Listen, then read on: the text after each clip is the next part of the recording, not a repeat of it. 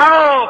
هاتف ندا داد یا فاطمه تدخلی، آی فاطمه بیا تو، علی باید خانزاد ما باشه. به مریم میگیم برو بیرون، اما به فاطمه میگیم بیا تو. به مادر عیسی میگیم برو بیرون، اما به مادر علی میگیم بیا تو. اون رفت تو ناف کعبه، یه دفعه دیوار کعبه به هم اومد. خدا قسمتتون کنه برید تو مسجدالحرام، سر او رو که میرسید جاش شکافتگیش هنو هست، جاش نقره کوبیدن به دیوار. حتی سنیا که میرسن میگن مولد علی مولد علی مولد علی، محل ولادت علی اینجا. نقل مجلس مردم مکه صحبت فاطمه بنت اسد. دیوار شکافته شد، رفته تو، دیوار به هم اومده. هر چه کلید آوردن در رو وا کنن نشد. کلنگا میزنن به دیوار کعبه، از اثر افتاد. آقا بعد از 3 روز اومدن دیدن همونجا دیوار کعبه خود به خود شکافته شد. فاطمه بنت اسد داره میاد بیرون، قنداقه مهتاره شوه ولایت مرتضی علی صلوات بلند.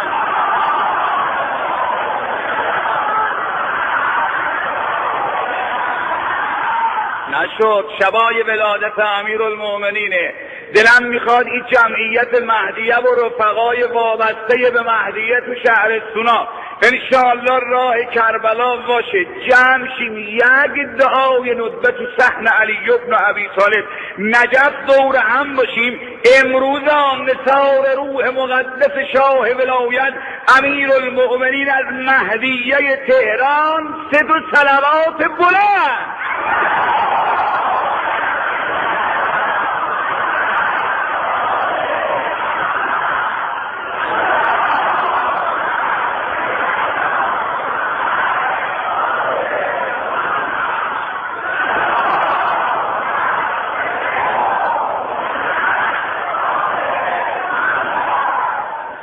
الله دی مهتاره‌ای روی دستش داره میاد بیرون.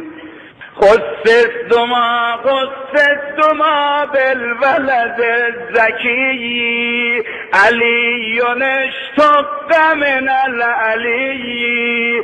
خصص دما بالولد الزکی، خوب یاد بگیر. خصص دما بالولد الزکی، خصص دما بالولد الزکی علی اشتق من العلی. خصص دما بالولد الزکی، خصص دما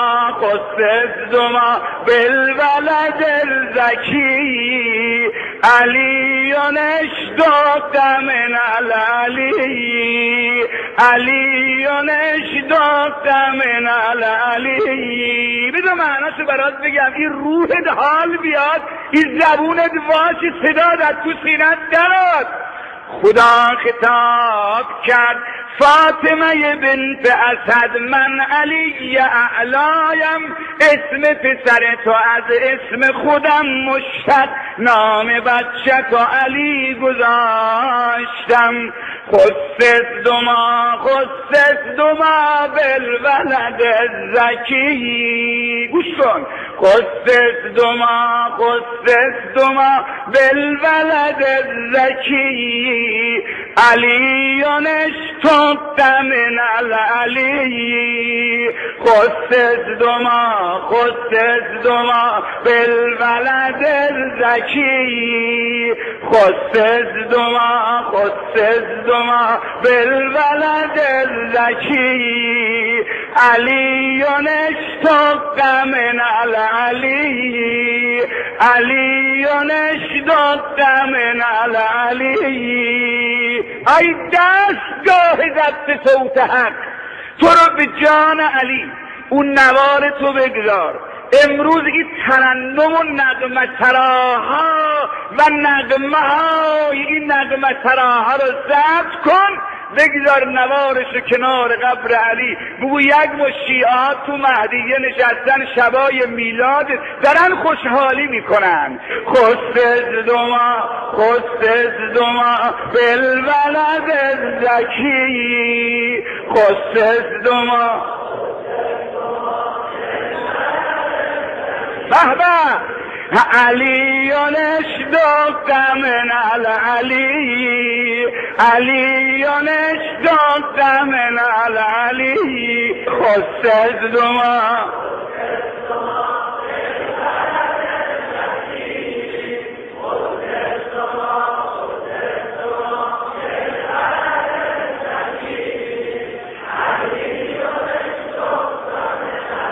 بهبه علیون اشتاق من العلی. مهدیه تهران یعنی یه مؤسسه‌ای که از ولادت علی شاد، از مرگ علی غصه دار. مهدیه تهران یعنی مؤسسه‌ای که در شادی آل محمد شاد، در غم آل محمد غصه دار. غصه از دوما